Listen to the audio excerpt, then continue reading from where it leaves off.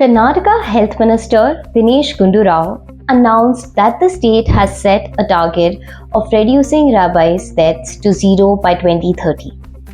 He said a state action plan for dog-mediated rabies elimination has been launched to make Karnataka rabies-free.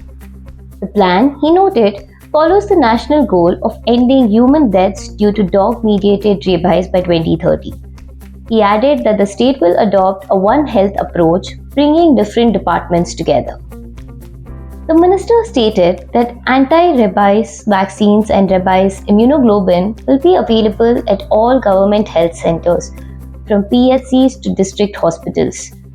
Maintaining advocate stock has been made mandatory. He also said private hospitals have been directed to provide treatment without insisting on advance payment. He informed that monitoring committees have been formed at the state and district levels with support from various departments and NGOs. He also announced a state action plan for prevention and control of snakebite envenoming.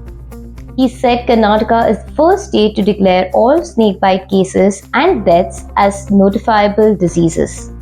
The plan focuses on prevention, timely treatment, training, and awareness. Free treatment for snakebite victims has also been assured. The minister said the aim is to ensure that no life is lost due to lack of timely medical care.